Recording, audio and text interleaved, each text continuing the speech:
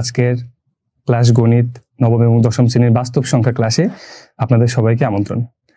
প্রথমে আমি আমার পরিচয়টা দিয়ে শুরু করি। আমার নাম অন্তর হাসান এবং আমি বাংলাদেশ কৃষি বিশ্ববিদ্যালয় ময়মনসিংহ থেকে আমার গ্রাজুয়েশন কমপ্লিট করেছি। বর্তমানে আমি এডু পরিবারের সাথে সংযুক্ত আছি। আচ্ছা, ক্লাস শুরু করার আগে আমরা একটু দেখি যে আমাদের সাথে কে কে জয়েন করছো। আচ্ছা, তোমরা একটু কমেন্টসে জানাও যে তোমরা আমার কথা শুনতে পাচ্ছ কিনা, সাউন্ড ক্লিয়ার কিনা এবং ডিসপ্লেতে সবকিছু দেখতে পাচ্ছ কিনা ঠিক মতো। একটু আমাকে জানাবা কমেন্টস করে তোমরা। হ্যাঁ, কোনো সমস্যা থাকলে আমরা ক্লাস শুরুর আগে সেটা সমাধান করে নেব ইনশাআল্লাহ। একটু কমেন্টস করো দেখি। হ্যাঁ, এটা ম্যাথ ক্লাস, ভলিউম একটু বেশি হলে বেটার হয়। আচ্ছা ঠিক আছে, আমি আর একটু জোরে বলার চেষ্টা করি। ওকে, আচ্ছা আমাদের সাথে যুক্ত হয়েছে আহনাফ মাহমুদ, মাহিরুল খান নীরব, শেলি খাতুন, পুলক দাস, শাহরিয়ার, আচ্ছা আরো অনেকেই। ঠিক আছে, চলো তাহলে আমরা ক্লাসটা শুরু করি। আচ্ছা, আজকের গণিতের যে আলোচ্য বিষয় সেটা হচ্ছে বাস্তব সংখ্যা। প্রথমত মনে রাখতে হবে এটা কিন্তু অবাস্তব সংখ্যা না, বাস্তব সংখ্যা। অবাস্তব সংখ্যার বিষয়গুলা কই পড়বো? কারণ অবাস্তব সংখ্যার যেই ক্লাস সেটা তোমরা হায়ার ম্যাথ অথবা এইচএসসিতে পড়বা। সো আমরা এখন ওইদিকে যাব না, আগে আমরা বাস্তব জিনিস চিনি, তারপর ইনশাল্লাহ আমরা অবাস্তব জিনিসগুলো চিনবো। বাস্তব জিনিস না চিনলে তো আমরা অবাস্তব জিনিস আলাদা করতে পারবো না, ঠিক না? ঠিক আছে, চলো। কেন জানবো এই যে সংখ্যা, বাস্তব সংখ্যা, এই জিনিসটা আমরা জানবো কি জন্যে? এখন ধরো তুমি দোকানে গেলা, দোকানে যাওয়ার পরে দোকানদারে বললা এভাবে দাঁড়ায়, ভাই কলা দেন। উনি তোমাকে একদম এক ছড়ি কলা নিয়ে দিয়ে দিল এভাবে। এখন তুমি হয়তো নিজে একা একটা কলা খাওয়ার জন্য ওনাকে বলছো যে ভাই কলা দেন, কিন্তু উনি কিন্তু তোমাকে এক ছড়ি কলা দিয়ে দিছে। তাহলে এটা কি ঠিক হইলো? হইলো না। তোমার তো এটা প্রয়োজন নাই। তার মানে কি তোমাকে নির্দিষ্ট করে বলতে হচ্ছে যে ভাই আমাকে আপনি একটা কলা দেন অথবা এক হালি কলা দেন, এবং দোকানদার যিনি আছেন তিনি তোমার চাওয়ার প্রেক্ষিতে তুমি যেটুকু চাইছো সেইটুকু তোমাকে দিবে। তাইলে যদি সংখ্যা না থাকতো, তাহলে তো চিন্তা করো, সংখ্যা না থাকলে আমরা এই যে সারা দুনিয়ার যে বেচা কেনা লেনদেন যাবতীয় আমরা যা করতেছি এগুলো আমরা কিভাবে করতাম? সম্ভব? কোনোভাবেই সম্ভব না। চাউল কিনতে যাইতা, ডাউল কিনতে যাইতা, তুমি কি বলতা যে ভাই আমাকে এতটুকু চাউল দেন বা ভাই আমাকে এতটুকু আম দেন? এটা সম্ভব? সম্ভব না। সো বাস্তব জীবনে আমাদের এই সংখ্যার প্রয়োজনীয়তা অপরিসীম, এক কথায় বলা যায়। এবং সংখ্যা ছাড়া এই দুনিয়ার কোনো কিছুই সম্ভব নয়। বর্তমান দুনিয়ার তোমরা তো অনেকে জানো যে আর্টিফিশিয়াল ইন্টেলিজেন্স, আদার্স যা যা কাজ হয় সবকিছুই কি সংখ্যার উপর বেসিস করে। ইভেন বাইনারি, ডেসিমাল, কম্পিউটারের যে ক্লাসগুলো হয়, সফটওয়্যার ডেভেলপমেন্ট, সবকিছুই এই সংখ্যার উপরে। তো সংখ্যাটা আমাদেরকে জানতেই হবে, ঠিক না? আচ্ছা, এই দুনিয়ার সবকিছুই কি এরকম? কি ব্যাপারটা যে একদম শুরু থেকে এই বিষয়গুলো এরকম ছিল? না, কেউ না কেউ বিষয়গুলা সৃষ্টি করছে, আবিষ্কার করছে। যেমন আমরা যদি মুসলমান ধর্মের যারা আছি আমরা চিন্তা করি কি যে মহান আল্লাহ তাআলা আমাদের এই সব কিছু সৃষ্টি করেছেন, ঠিক না? আচ্ছা, তাহলে কেউ না কেউ আবিষ্কারক অবশ্যই আছেন। এই সংখ্যা আবিষ্কার করছে কে? আমরা। আচ্ছা ঠিক আছে, আমরা যাই। ওকে, ব্যাকে যাবো। ইয়া ভিডিও অফ করো। কি করলাম এটা? এটা তো প্রিপারেশন নিয়ে শুধু পিপিটিতে হুদাই কাজটা লাগাইছে। পিপিটি অন করবো না, আমি স্লাইডে যাবো, তুমি পিপিটিতে যাও। হ্যাঁ, স্লাইড শো অন করে দিছি না, ব্যাকে যাও। মানে ব্যাগে এই পাশ। আরে স্লাইড শো অন করছি না, আমি নিয়েতে আসো।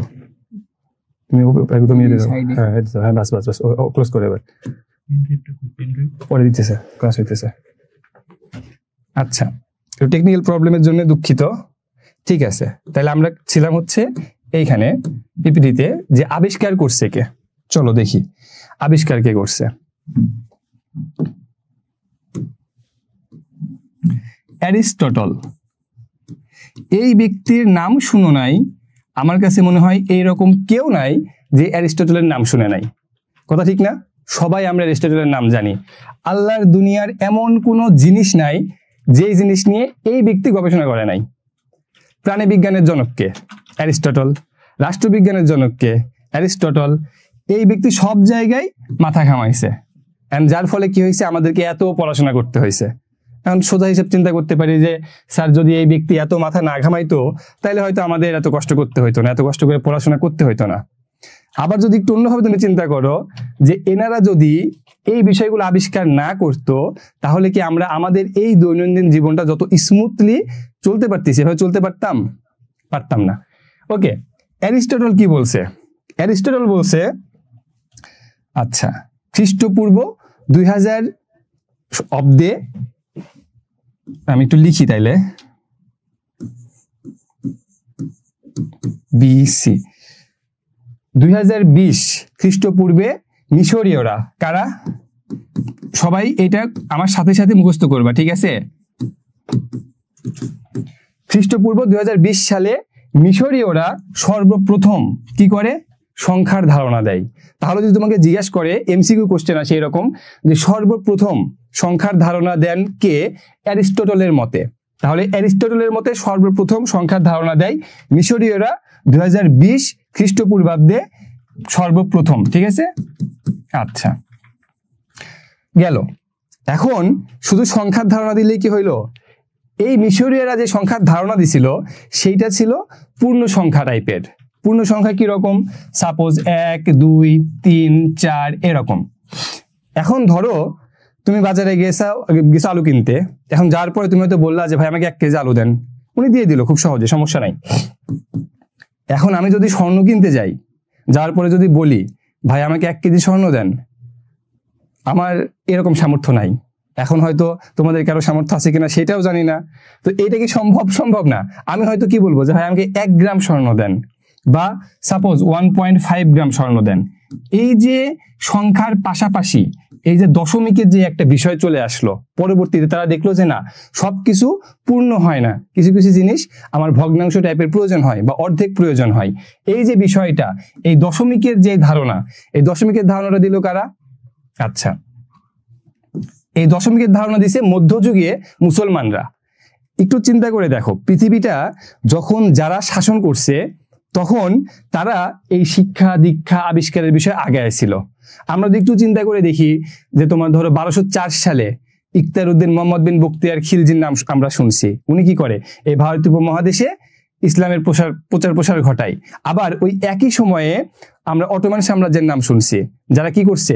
প্রায় অর্ধবিশ্ব শাসন করছে এই 1200 থেকে প্রায় 1500-1600 বছর পর্যন্ত, সাল পর্যন্ত।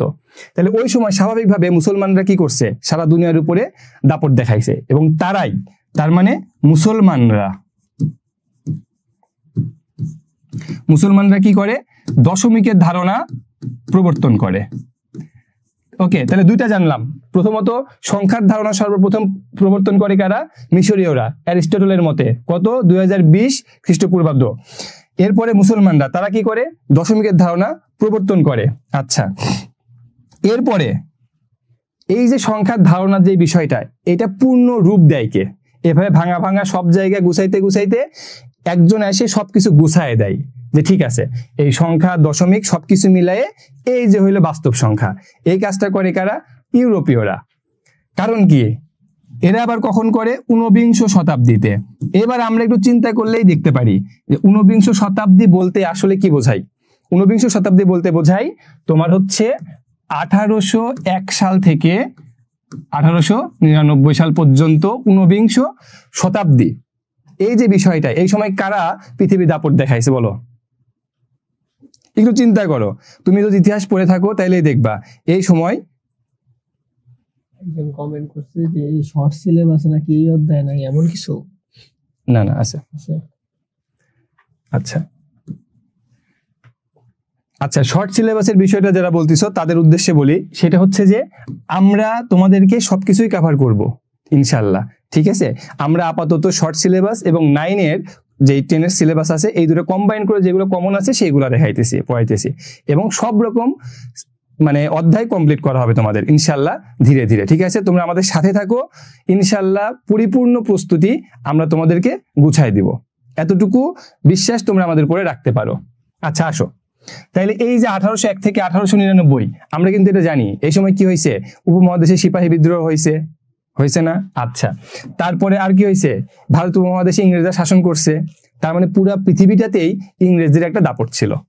তাহলে 19 শতাব্দীতে কি হইল, ইউরোপীয়রা এই সংখ্যার যে ধারণা, বাস্তব সংখ্যার যে ধারণা, সেটার পরিপূর্ণতা প্রদান করে।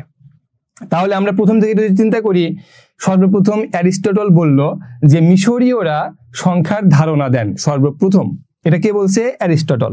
এরপরে মুসলমানরা দশমিকের ধারণা দেন কত সালের দিকে? একাদশ দ্বাদশ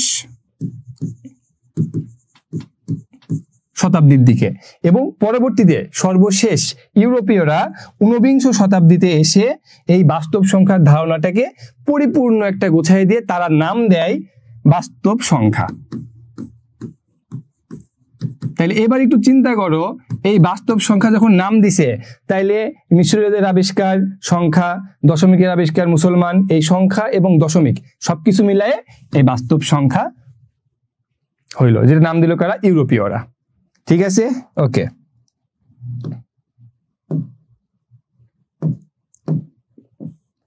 ওকে, আচ্ছা, এখন একটা কোশ্চেন আমি করি, সেটা হচ্ছে আমি আমার স্লাইডে লিখছিলাম যে 2000 BC, কেউ বলতে পারবা এই বিসি এটার মানে কি?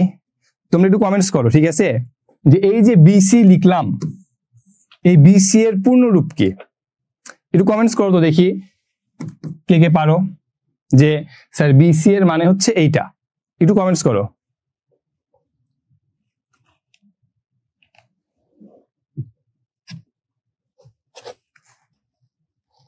জানি না, বিফোর ক্রিস্ট। আচ্ছা, হাবিবা সাদিয়া বলছো বিফোর ক্রিস্ট। হ্যাঁ, ঠিক আছে তোমার কথা। এটা হচ্ছে এই বিসি এর অর্থ হচ্ছে বিফোর ক্রিস্ট। ক্রিস্ট বলতে অ্যাকচুয়ালি বোঝাই হচ্ছে যীশু খ্রিস্টের জন্ম সাল 2000 BC। তার মানে বিফোর ক্রিস্ট মানে বুঝাইছে যীশু খ্রিস্টের জন্মের 2000 বছর আগে। ঠিক আছে, যীশু খ্রিস্টের জন্মের 2000 বছর আগে, এটাকে বলা হয় বিসি। এবার আর একটা জিনিস আমি লিখছিলাম যে এই যে সাল, আমরা যে সালে আছি, এটা কত সাল? 2025। আমরা কি লিখি ইংলিশে? কি লেখা থাকে? 2025 AD, এটাও কিন্তু লেখা থাকে, ঠিক না? আচ্ছা, তাইলে আমরা একই সাল আগে লিখতেছি বিসি, পরে লিখতেছি এডি, এর কারণ কি?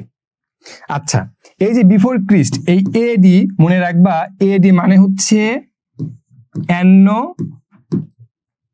ডোমিনি। কি বললাম? 2025 AD, এটার মানে হচ্ছে এই এডি এর পূর্ণ রূপ হচ্ছে অ্যানো ডোমিনি। এখন এই যে বললাম বিফোর ক্রিস্ট, এর অ্যাকচুয়ালি কি হয়েছে? এইখানে যীশু খ্রিস্টের যে জন্মসাল, যীশু খ্রিস্ট যেই বছরে জন্মগ্রহণ করছে, সেই বছরটাকে তারা বলে 1 AD। তার মানে যীশু খ্রিস্টের জন্ম তারিখটাকে তারা 1 AD হিসেবে কাউন্ট করে।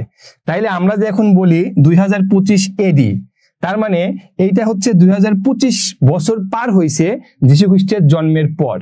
আমি যদি একটু করে দেখাই, তাহলে দেখো এটা হচ্ছে ধরো সাপোজ 0 বা, আচ্ছা আমি 1 লিখি তাহলে ভালো হবে।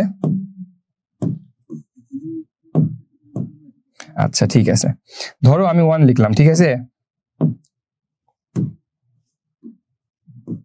আচ্ছা, এই যে 1 লিখলাম, এটা হচ্ছে যীশু খ্রিস্টের জন্ম হয়েছে, এটা হচ্ছে 1 AD। তুমি আচ্ছা বি লিখছি, ওকে,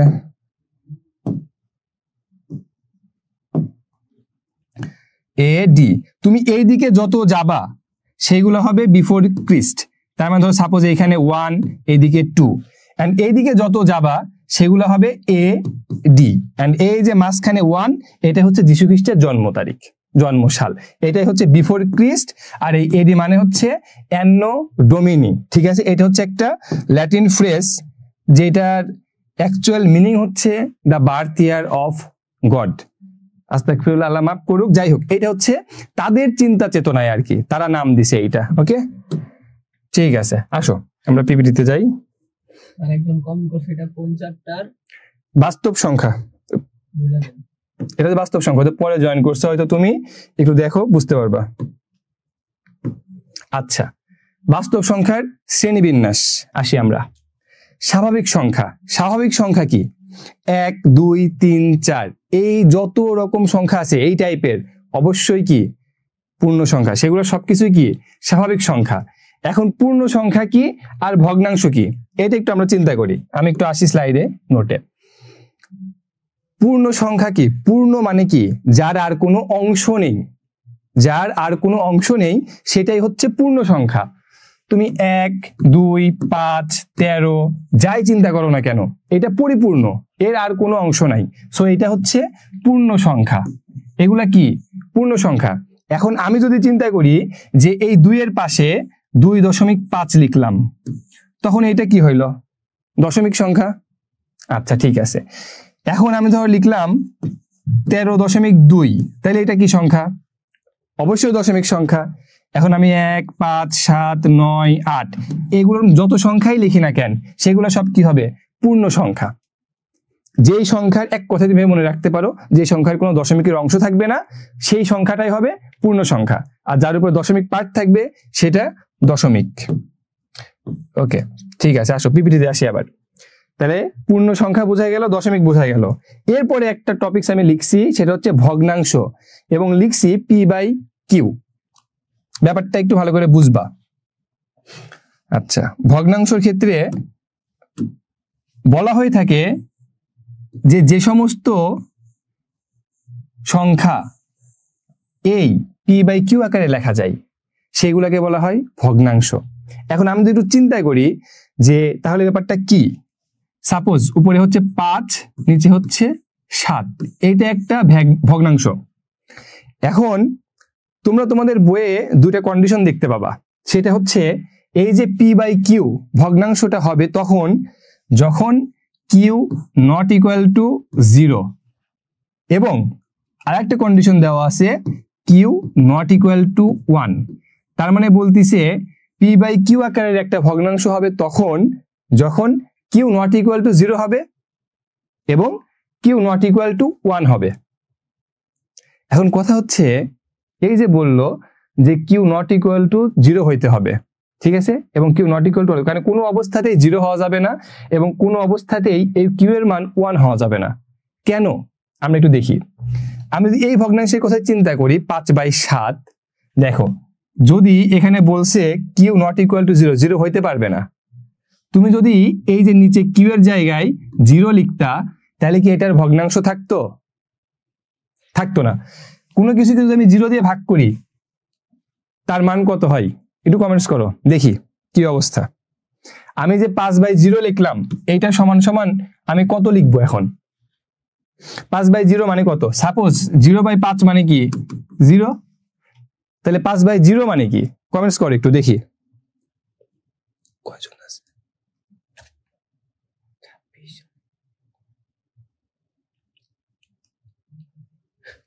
আচ্ছা, 5/0 মানে কি? কমেন্টস করো একটু সবাই, একটু দ্রুত। হ্যাঁ,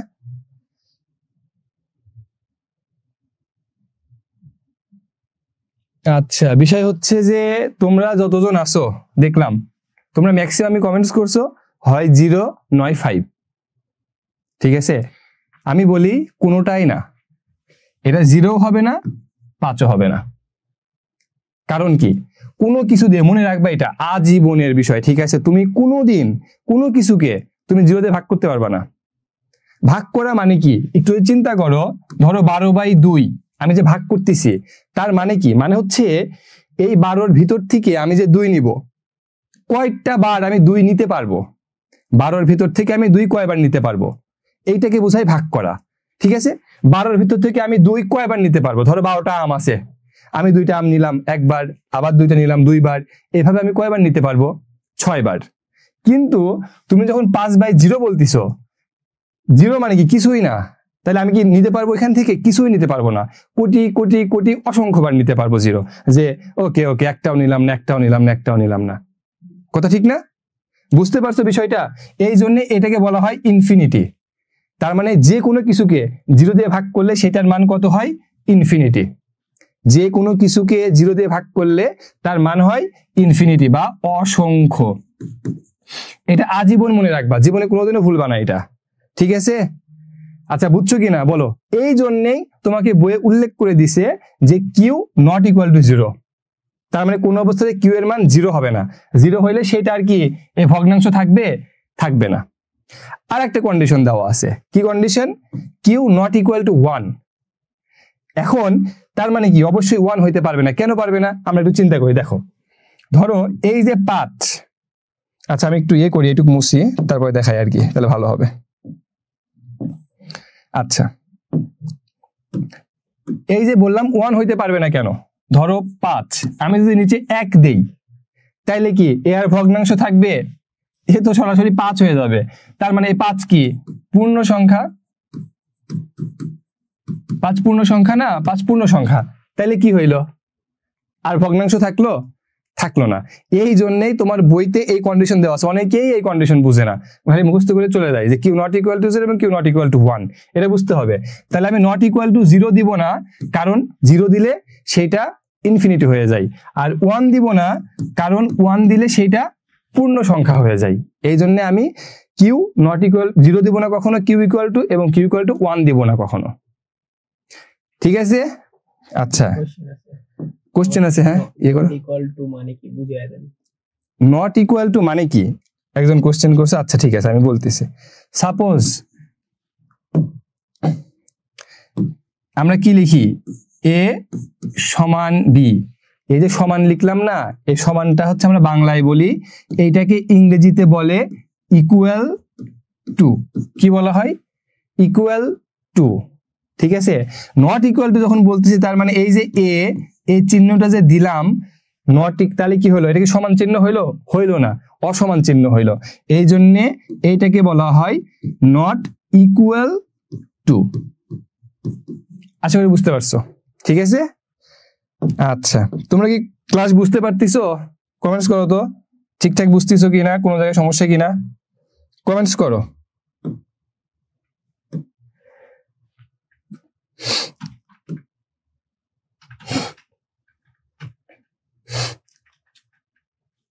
আচ্ছা, দেখি একটু কি অবস্থা।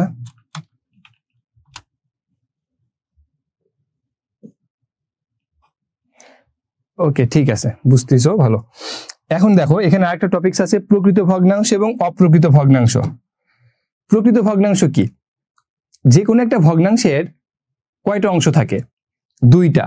কিরকম? ধরো আমি লিখলাম 9/11, ঠিক না? একটু আগে আমরা বলছি এখানে 0 হইতে পারবে না, এখানে সিঙ্গেল একও থাকতে পারবে না, সেজন্যই কি লিখলাম 9/11। এইটা একটা ভগ্নাংশ। এই ভগ্নাংশের উপরের যেই পার্ট সেটাকে আমরা বলি লব, এবং নিচের যেই পার্ট সেটাকে আমরা বলি হর। এই যে লব এবং হরের মধ্যেকার যে বিষয়টা, এই দুজনের সম্পর্ক কেমন, এইটার উপর ভিত্তি করে ভগ্নাংশ 2 প্রকার। তাহলে কিসের উপর ভিত্তি করে ভগ্নাংশ 2 প্রকার? লব এবং হরের উপর ভিত্তি করে। কি রকম সম্পর্ক দেখি একটু আমরা। আচ্ছা, ধরো আমি যে 9/11 লিখলাম, এইখানে এই লব কি হয়েছে? এটা লব, এটা হর। এই লবটা কি? ছোট। এবং এই যে হরটা কি? বড়। যখন তুমি দেখবা কোনো একটা ভগ্নাংশের লব ছোট এবং হর বড়, তাহলে ছোট ভাই কই থাকবে? উপরে। আর বড় ভাই কই থাকবে? নিচে, ঠিক না? এটাই কিন্তু স্বাভাবিক হয়। কি হয়? ছোটগুলা একটু উপরে উপরেই থাকে আর বড়গুলা একটু নিচে নিচেই থাকে। তো বিষয়টা অনেকটা এরকমই। তো লব থাকবে কই? উপরে, আর হর থাকবে নিচে। এবং লব যদি ছোট হয় এবং হর যদি বড় হয়, তখন সেইটাকে বলা হবে তোমার প্রকৃত ভগ্নাংশ। কি বলা হবে? প্রকৃত ভগ্নাংশ। এইটা দেখতেই নর্মাল যে কি হয়েছে, যে কোনো একটা বাড়ির ছেলে, বড় ছেলে, বড় মেয়ে, ছোট মেয়ে, যেটাই হোক না কেন, ছোটগুলা সবসময় দেখবা যে বাড়ির 2তলা, 3তলা, 4তলায় থাকে, আর বড়গুলো নিচে থাকে। এটা হইতেছে নর্মাল বিষয়। এই জন্যই এইটাকে তুমি নর্মাল চিন্তা করবা, ঠিক আছে? তাহলে ছোট উপরে থাকলে সেটা কি হবে? প্রকৃত ভগ্নাংশ, ঠিক আছে? আচ্ছা, তাহলে আমি একটু এই পাশে লিখি, ভালো হবে, এটা দেখতে সুবিধা হবে। তাইলে অপ্রকৃত ভগ্নাংশ কি হবে? এই জায়গা প্রকৃতর চাইতে উল্টা, স্বাভাবিক বোঝাই যাচ্ছে। তার মানে যেটা দেখতে ওকে নর্মাল না এটা। এখন ধরো তুমি কোনো বাসায় যায় দেখলা যে ঠিক আছে বড় ভাই উপর তলায় থাকে, ছোট ভাই নিচ তলায় থাকে, এটা কি হইলো? একটু দেখতে ওকে ঠিক আছে অড লাগতেছে, বিষয়টা এরকম না। তাইলে অপ্রকৃত সময় কি হবে? বড় ভাই যে আছে সে চলে গেল উপরে আর ছোট ভাই চলে আসলো নিচে। এই যে লব যখন বড় হবে এবং হর যখন ছোট হবে তখন সেটাকে বলা হবে অপ্রকৃত ভগ্নাংশ। তাহলে আমার মনে হয় প্রকৃত ভগ্নাংশ, অপ্রকৃত ভগ্নাংশ, সংখ্যা, তারপরে আর কি বললাম, দশমিক সংখ্যা, এগুলাতে আর তোমাদের কোনো সমস্যা নাই। 41-এর বর্গমূল কত? তার মানে কোন সংখ্যাকে বর্গ করলে 41 হয়। যেমন ধর আমি যখন তোমাকে বললাম যে 36-এর বর্গমূল কত, তুমি কি বললা? 6। তার মানে হচ্ছে 6কে যদি আমি 2 বার গুণ করি তাহলে 36 পাওয়া যায়। এখন আমি জিগাইলাম যে 41-এর বর্গমূল কত, তার মানে কোন সংখ্যাকে তুমি 2 বার গুণ করলে 41 হয়? এরকম সংখ্যা আছে? নাই। ঠিক আছে না? তাইলে যেই সংখ্যাকে, এই যে 36কে আমি বর্গমূল করলে 6 পাইলাম, পূর্ণ সংখ্যা পাইলাম, তাহলে 36 হইতেছে পূর্ণবর্গ। কি সংখ্যা? পূর্ণবর্গ সংখ্যা। এবং যে সমস্ত সংখ্যাকে এরকম পূর্ণবর্গের আকারে আনা যায় না সেগুলাকে বলা হয় পূর্ণবর্গ নয় এমন সংখ্যা। যেমন 41। এখন তুমি বলতে পারো যে ভাই কথার কথা, হয়তো 5.22 দিয়ে গুণ করলে 41 হয়। ব্যাপারটা ওই রকম না, একদম এক্সাক্ট পূর্ণ সংখ্যা দিয়ে গুণ করে পূর্ণ সংখ্যা আসতে হবে। ঠিক আছে? 36 পূর্ণ সংখ্যা, এর বর্গমূল 6। তার মানে এরকম পূর্ণ আসতে হবে 2 জায়গাতেই। এখন আমি এটাকে এমনভাবে ভাঙলাম যে যায় 6.1 2 3 9 8 এরকম করে আসলো, সেটা পূর্ণবর্গ হইল না। ঠিক আছে? তাইলে যে সমস্ত সংখ্যাকে আমি এরকম আকারে লিখতে পারবো সেগুলো হবে পূর্ণবর্গ সংখ্যা, এবং যেগুলোকে লিখতে পারবো না সেগুলোকে বলা হবে পূর্ণবর্গ নয় এমন সংখ্যা। মেন বিষয় ছিল মূলদ ও অমূলদ। কেন এটা বুঝাইলাম? কারণ হচ্ছে মনে রাখবা, তোমাদের মানে বেসিক্যালি এমসিকিউ তো দেয় এরকম যে নিচের কোনটি মূলদ সংখ্যা এবং নিচের কোনটি মূলদ সংখ্যা নয় তথা অমূলদ সংখ্যা। ঠিক না? এরকম করেই কোশ্চেন আসে। তুমি কি করবা? তোমাকে ওটা আইডেন্টিফাই করতে হবে যেটা মূলদ নাকি অমূলদ। 3টা উপায় আছে, পূর্ণবর্গ অথবা পূর্ণবর্গ নয়। কিরকম? তোমাকে কোশ্চেনে দিল যে 36, এইটা কি মূলদ সংখ্যা? সিম্পল, তুমি জানোই যে 36-এর হচ্ছে বর্গমূল কত? 6। তার মানে কি? পূর্ণবর্গ সংখ্যা। তার মানে অবশ্যই 36 মূলদ সংখ্যা। দিল যে 41, এটা কি মূলদ সংখ্যা? আচ্ছা, এখন পূর্ণবর্গ নয় এইরকম সংখ্যার যে বর্গমূল √41, ধরো আমি 41-এর রুট দিলাম, 41 কি পূর্ণবর্গ নয়? ঠিক না? পূর্ণবর্গ নয় এরকম সংখ্যার এই বর্গমূল কোনোদিনও মূলদ সংখ্যা হইতে পারবে না। কোনোদিনও কি হইতে পারবে না? মূলদ সংখ্যা হইতে পারবে না। ওইটাই তো বলতেছি, পূর্ণবর্গ নয় এরকম সংখ্যা কোনোদিনও কি হইতে পারবে না? মূলদ সংখ্যা হইতে পারবে না। ঠিক আছে? অমূলদ সংখ্যা। শুধু তাই নয়, পূর্ণবর্গ নয় এরকম সংখ্যার বর্গমূল যদি ভগ্নাংশের মধ্যে থাকে সেইটাও মূলদ সংখ্যা হইতে পারবে না। পূর্ণবর্গ নয় এরকম সংখ্যার বর্গমূল তো মূলদ সংখ্যা হইতেই পারবে না, এবং এই সংখ্যা যদি কোনো ভগ্নাংশের মধ্যে থাকে সেইটাও মূলদ সংখ্যা হইতে পারবে না। কিরকম? √41 তো মূলদ সংখ্যা না, আমরা বুঝলাম। এখন ধরো √41/5, এই ভগ্নাংশের মধ্যে কি আছে? √41, যেটা কি অমূলদ সংখ্যা। সুতরাং এই ভগ্নাংশটাও কি হবে? অমূলদ সংখ্যাই হবে। এই ভগ্নাংশটাও কি হবে? অমূলদ সংখ্যাই হবে। তোমাকে যখন কোশ্চেন দিবে, আচ্ছা একজন কোশ্চেন করছে যে মূলদ সংখ্যা কাকে বলে। বিষয় হচ্ছে কি, ম্যাথ তোমাকে বেসিকটা বুঝতে হবে, বেসিক বুঝলে তুমি সংখ্যা লিখতে পারবা। ঠিক আছে?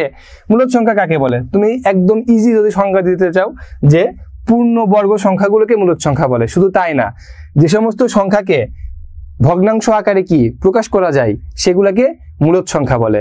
আরো আছে যে সমস্ত ভগ্নাংশকে অনুপাত আকারে প্রকাশ করা যায় মূলদ সংখ্যা বলে। আরো আছে যে সমস্ত ভগ্নাংশকে সসীম দশমিক আকারে প্রকাশ করা যায় তাদেরকে মূলদ সংখ্যা বলে।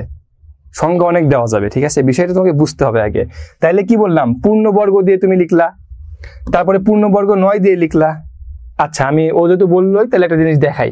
ধরো 2.34, এইটা কি? এটা একটা মূলদ সংখ্যা, কারণ এখানে দশমিক শেষ।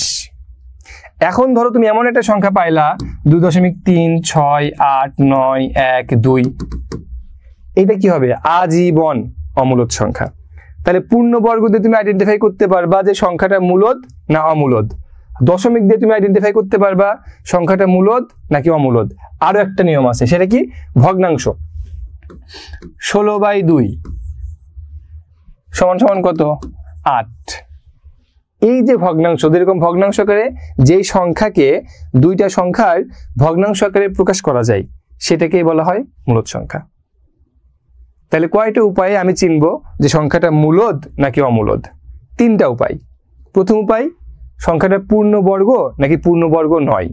যদি সংখ্যাটা পূর্ণবর্গ হয় তাহলে সেটা মূলদ সংখ্যা, যদি পূর্ণবর্গ না হয় তাহলে সেটা মূলদ সংখ্যা নয়।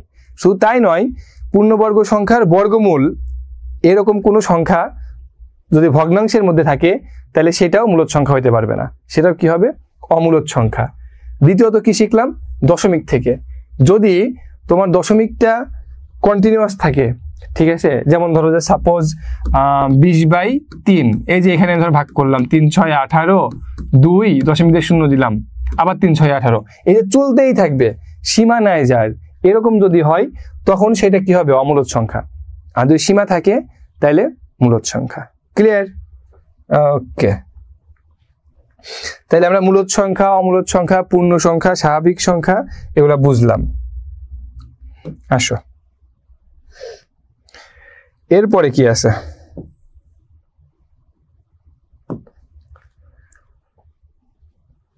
ধনাত্মক সংখ্যা, ঋণাত্মক সংখ্যা, অঋণাত্মক সংখ্যা। কাহিনী হচ্ছে 3টা জিনিস আছে, ধনাত্মক, ঋণাত্মক, অঋণাত্মক। অঋণাত্মক মানেই তো ধনাত্মক, তাহলে ওইটাকে আবার আলাদা করে দেওয়ার প্রয়োজন কি? কথা ঠিক না? অঋণাত্মক মানেই তো তোমার হচ্ছে ধনাত্মক, তাহলে ওইটাকে আলাদা করে কেন দিল? কারণ আছে, এমনি এমনি দেয় নাই, বইয়ের মধ্যে জাস্ট পড়ে থাকার জন্য দেয় নাই, কারণেই দিছে। ঠিক আছে, দেখো তো ধনাত্মক সংখ্যা কি একটু খেয়াল করবা। এখানে কি বলছে? 0 থেকে বড় সকল বাস্তব সংখ্যা, সেটাকে বলা হচ্ছে ধনাত্মক সংখ্যা। 0 থেকে বড় সকল বাস্তব সংখ্যা হচ্ছে ধনাত্মক সংখ্যা। তার মানে কি? 0 বাদে, ঠিক না? 0 বাদে, 0 থেকে বড় সকল ধনাত্মক সংখ্যাকে বলা হচ্ছে বাস্তব সংখ্যা, তার মানে 0 বাদে বলা হচ্ছে, ঠিক না? ওকে, এরপর দেখো ঋণাত্মক সংখ্যার কথা কি বলতেছে? 0 থেকে ছোট সকল বাস্তব সংখ্যা।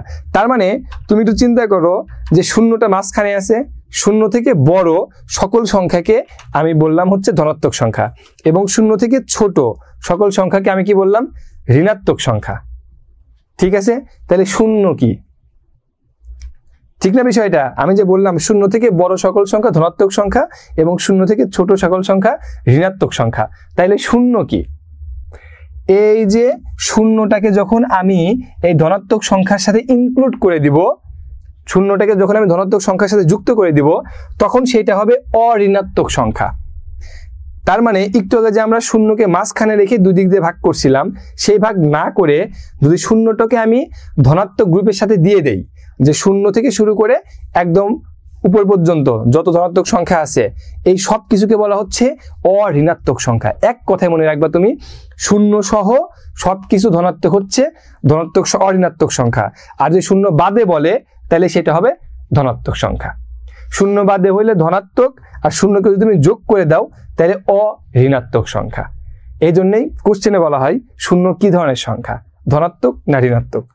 ধনাত্মক না ঋণাত্মক না, 0 হচ্ছে অঋণাত্মক সংখ্যা। আচ্ছা, এরপর আরো একটা বিষয় আছে, আবৃত্ত দশমিক ভগ্নাংশ। এটা আমি একটু দেখাই। আচ্ছা, আবৃত্ত দশমিক ভগ্নাংশ জিনিসটা কি? আচ্ছা পিপিটিতে একটু দেখাই দিই এটা, তাহলে বুঝবে ভালো। সংজ্ঞায় কি বলতেছে দেখো, একটা অঙ্ক বা একাধিক অঙ্ক পর্যায়ক্রমে আসবে, একটা অঙ্ক অথবা একাধিক অঙ্ক পর্যায়ক্রমে আসবে, অর্থাৎ একটার পরে আরেকটা আসবে, এটাকে বলা হচ্ছে আবৃত্ত দশমিক ভগ্নাংশ। কি বলা হচ্ছে? আবৃত্ত দশমিক ভগ্নাংশ। এই যে একটি অঙ্ক বা একাধিক অঙ্ক পর্যায়ক্রমে আসবে, এইটাকে বলা হচ্ছে আবৃত্ত দশমিক ভগ্নাংশ। আর অনাবৃত্ত তো কি বলতেছে, এক বা একাধিক অঙ্ক বারবার কি করবে, আসবে না। তাইলে একটু জাস্ট চিন্তা করো, যদি এক বা একাধিক অঙ্ক, এই জিনিসটা একটু পরে দেখাবো আমি যে একাধিক অঙ্ক কিভাবে হইলো। এক বা একাধিক অঙ্ক যদি পর্যায়ক্রমে আসে তখন সেইটাকে বলা হবে আবৃত্ত দশমিক ভগ্নাংশ।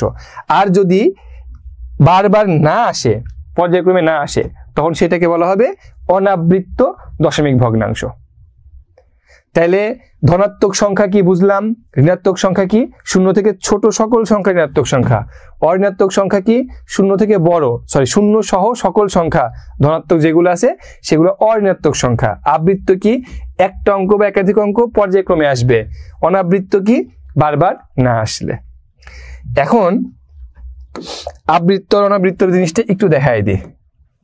আবৃত্ত দশমিক ভগ্নাংশটা কেমন হবে, যদি তুমি কোনো একটা ভগ্নাংশ ভাগ করার পরে এইরকম পাইছো সংখ্যাটা যে 2.333333 অথবা 2.456456456, এই যে আগের স্লাইডে যে বললাম এক বা একাধিক অঙ্ক পর্যায়ক্রমে আসলে সেটাকে বলা হবে আবৃত্ত দশমিক ভগ্নাংশ।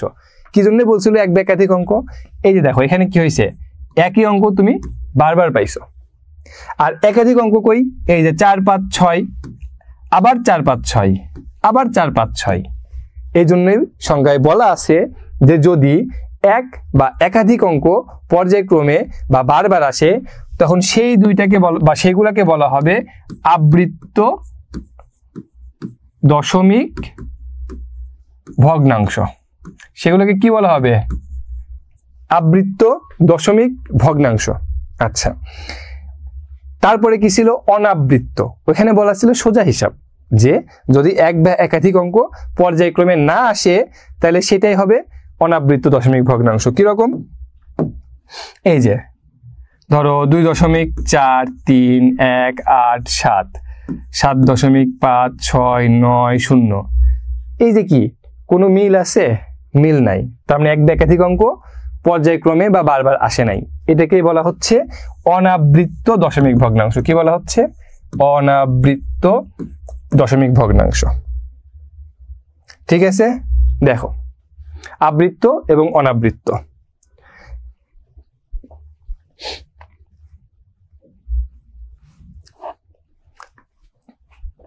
আচ্ছা ওকে, তাহলে এরপরে আরেকটা বিষয়, এই যে আমরা আবৃত্ত দশমিক ভগ্নাংশ এবং অনাবৃত্ত দশমিক ভগ্নাংশের কথা বললাম, ঠিক আছে, পৌনঃপুনিক কি জিনিস তুমি চিন্তা করো, আমি যদি 10কে 3 দিয়ে ভাগ করি তাইলে কি হবে, এই যে 10, 3 তিরিকে 9, 1 নিয়ে আসলাম, আবার দশমিক দিলাম, শূন্য দিলাম, আবার 3 তিরিকে 9, আবার 1 0, আবার 3, এই যে চলতেই থাকবে। তাহলে এইটাকেই তো আমরা বলছিলাম কি, যে আবৃত্ত দশমিক ভগ্নাংশ, ঠিক না? এইটাকেই বলা হয় পৌনঃপুনিকতা। ঠিক, আবৃত্ত দশমিক ভগ্নাংশ। আজকে জাস্ট একটা জিনিস দেখাবো তোমাদের, আর সিম্পলি ধরো আমি যদি তোমাকে বলি যে 0.3, এটা কি একটা দশমিক সংখ্যা। এখন ধরো আমি তোমাকে বললাম যে এই সংখ্যাটাকে তুমি ভগ্নাংশে প্রকাশ করে দাও আমাকে, ঠিক আছে? তুমি ভগ্নাংশে যখন প্রকাশ করে দিবা তখন আমরা কি করছি, সমান সমান দিছি, টান দিছি, যেহেতু ভগ্নাংশে প্রকাশ করব। দশমিকের পরে যেটা আছে সেটা কি করছি, উপরে লিখছি, আর নিচে কি করছি, এই দশমিক তুলে দেওয়ার জন্য 1 দিছি, এবং দশমিকের পরে যেই কয় ঘর সংখ্যা থাকবে সেই কয়টা শূন্য বসাইছি। এখানে কয় ঘর আছে দশমিকের পরে, 1 ঘর। তাহলে দিলাম 3/10। কথা হচ্ছে কিন্তু যদি এরকম থাকে 0.3 পৌনপুনিক, এর মানে কি? এর মানে হচ্ছে তুমি ওই ভগ্নাংশের ক্ষেত্রে এই 0.3 বারবার বারবার বারবার আসতে থাকবে। তাহলে এইটাকে আমি ভগ্নাংশে কিভাবে প্রকাশ করব? যেহেতু বারবার আসবে সেহেতু এর নাম কি? আবৃত দশমিক ভগ্নাংশ, ঠিক না? আবৃত দশমিক ভগ্নাংশকে আমি যদি নর্মাল ভগ্নাংশে প্রকাশ করতে চাই বা সাধারণ ভগ্নাংশে প্রকাশ করতে চাই, তাইলে আমি কি করব? কথা এটা না?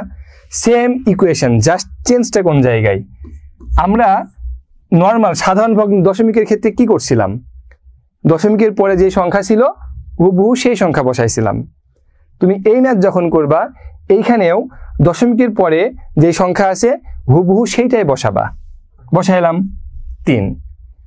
সাধারণ দশমিকের ক্ষেত্রে নিচে আমরা বসাইছিলাম কত? দশমিকের জন্য 1 এবং দশমিকের পরে একটা সংখ্যার জন্য একটা 0, 10। কিন্তু এখানে আমরা কি করব? এই যে দশমিক আছে এই দশমিকটা তুলে দেওয়ার কারণে আমরা জাস্ট এখানে লিখব কত? 9। কথা বোঝা গেল? তাইলে এইটা হচ্ছে আবৃত দশমিক থেকে সাধারণ দশমিক ভগ্নাংশে তুমি প্রকাশ করলা। ঠিক আছে? আচ্ছা, ওকে, দেখি কারো কোনো কোশ্চেন আছে কিনা। কি অবস্থা বলো? কারো কোনো কোশ্চেন থাকলে বলো, আমরা একটু কোশ্চেন নেই। হ্যাঁ দাও। আচ্ছা, কারো কোনো কোশ্চেন থাকলে বলো। ক্লাস কেমন লাগলো বলো। স্যার আরেকবার একটু বুঝিয়ে দিন স্যার। কোনটা বলো? বলো। হ্যাঁ আচ্ছা, একজন ভাই একটু, আচ্ছা নীরব বলো। স্যার 2/4 কি মূলদ সংখ্যা? 2/4 চিন্তা করো।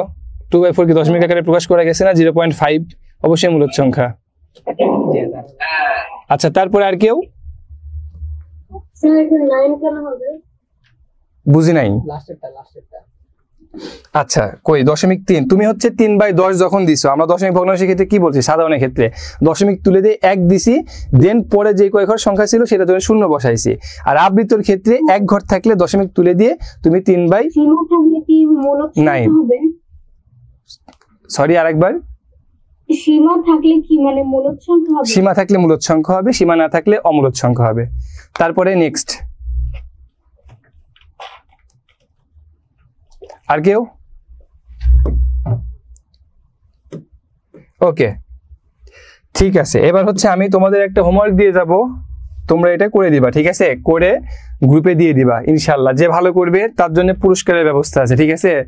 যারা যারা ভালো করবা একটা মার্কিং এর ব্যবস্থা থাকবে, এর মধ্যে প্রথম 3 জনকে ভালো পুরস্কার দেওয়া হবে। আচ্ছা, প্রশ্নটা কি? প্রশ্নটা হইতেছে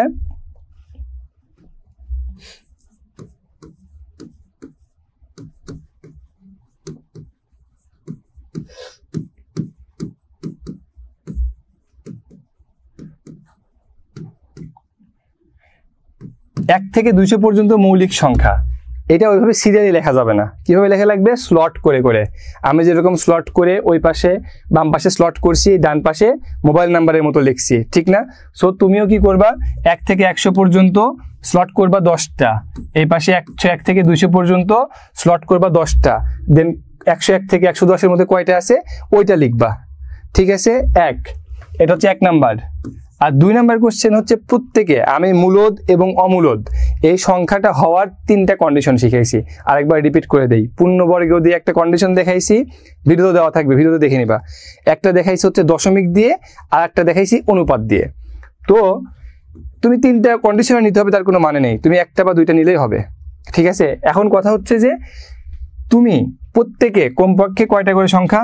3টা করে, কমপক্ষে 3টা করে সংখ্যা লিখবা ইচ্ছা মতো। ঠিক আছে?